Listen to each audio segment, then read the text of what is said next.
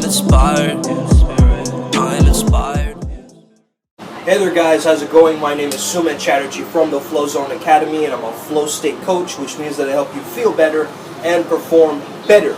So today I want to talk about emotional alchemy, okay? Last night someone in the Flow Jedi's group said, what's your favorite type of alchemy? You know, and he posted a picture of a bunch of spices, and you know, I told him that, you know, emotional alchemy is something that I do and I choose to do all the time. Because this is something that's very needed. We are at a time where people are becoming more sensitive to energies, and emotions are at a high for a lot of people. So it's important for you to take very lower based emotions like sadness. I'm specifically focusing on sadness today, and transforming it into an elevated or an elated emotion of feeling good and feeling a sense of joy. So how can you turn your sadness into joy in a sense, okay? The first thing to understand is that your emotions are signals from your body, okay? They're signals from your body telling you that they need to be felt. Okay, emotions need to be felt. That's why they're there. They need to be felt and processed. But a lot of us don't feel it. We repress or suppress our emotions. The first thing to understand about sadness is that when you're sad about something, it's because it's meaningful to you. Right? It's very meaningful to you, and so you feel sad about it. Otherwise, you wouldn't need to react in that way. Right? So, understanding that gets you to also understand that you're coming back to your very core nature, which is one of care. Care. Why are you angry? Because you need to set a boundary. You might feel powerless at that moment because you care about yourself. Why do you feel sad? Because you care about yourself. Okay? So any negative emotion that you feel is because of that care that you have for yourself. The first step is to let go of how you think you should feel. Let go of the understanding of how you think it's going to go, and is it a right way to feel. The second thing is to remove any judgment regarding sensitivity, emotions, issues surrounding that. The third thing is remove how you think sadness should look physically. You want to let go of how long you think the last thing that I would remind you is you want to let go of how long you think an emotion should last for, okay? Because a lot of us struggling from issues or grief or trauma, we feel that, you know, we have to have it go through in a very specific time span or a very specific way. But the more we latch on and attach to it, attachment is coming from a frequency of fear, and so it keeps us in that lower state of consciousness, okay? So a lot of the times you'll notice also men specifically, they experience emotions like anger, whereas really underneath that anger is fear. Okay? Because anger is more societally represented through men, like the angry man archetype, right? And so men are more likely to show anger rather than sadness or internal emotions of that way, right? And so because we've been socially conditioned to. So understand also the social conditioning that keeps you trapped, right? In terms of what an emotion is, how it should look like, and all these things. Finally, I want you to understand that your own body knows how to heal. You've got to trust your own body with how it chooses to process its emotions, because it knows how to heal very naturally. It has a healing mechanism within the body, and it knows how to process your emotions, okay? So what I'm going to do is I'm going to intentionally go into a sad memory and a sad feeling, and I'm going to feel it out within my body and move it till I release the emotion, okay? So let's practice this. Let's move into this now and enjoy. I'm going to be doing some commentary over this, okay? Let's go. So gently tune into your body, what it's asking you to do. You notice my face squelches up. First of all, I'm trying to tap into the memory of the sadness that I'm trying to release.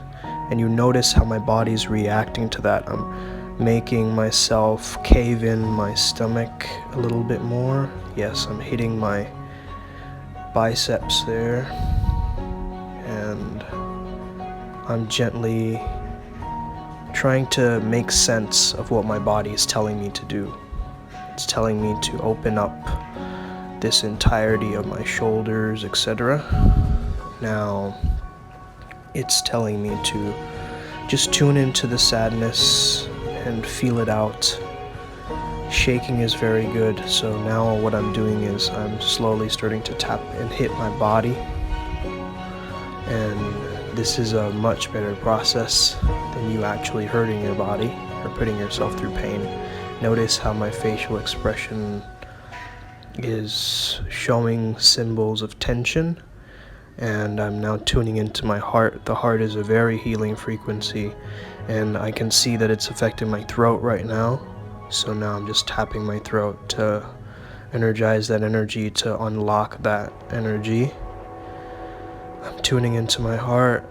Now I'm feeling the space around me a little bit and letting myself explore what's happening in terms of that. I feel like now holding in the pain, and so I'm moving my body accordingly to process how this feels.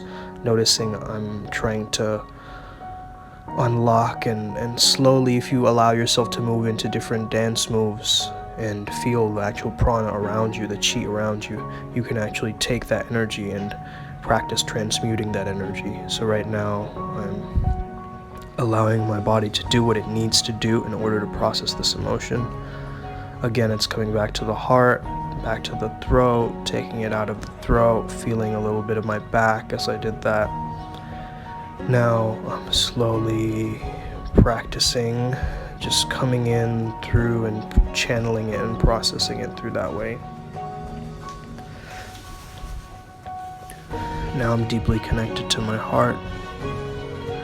Again, as I told you, the heart releases oxytocin, so it's definitely a powerful mechanism to transmute these lower frequencies into higher frequencies. The heart is like the center point where heaven and earth meet, in a sense of the physical and the non-physical, and it's also the heart chakra is very powerful. So, and I feel anger and rage kicking in, and now I just want to release. I'm actually trying to let go in this moment of all that sadness, all that emotion, and I'm doing it through the process of shaking it out of my arms. And I'm actually tapping into a feeling now, which is very unique. I'm feeling this rush of adrenaline and cortisol just rush through my system right now as I do this. So, very, very powerful. Shaking your hands. Basically trusting the body, right? Trusting the body and what it needs to do in that moment. Again, I'm getting the memory going through my body. It's still very much so in my body, so I'm allowing what needs to come up. So there's this collision happening, so I've symbolized it through this movement that's happening right now, and a gentle blossoming and a letting go of that. I notice it go through my fingers now. Now I'm just allowing myself to move my body around as it seems fit. This is what it wants to do. I'm not going to judge it. I'm just going to allow it to do its thing. Now I'm going to have a final release here. There we go. Yep, and it's pierced me open, and I've shouted. And now it's about noticing that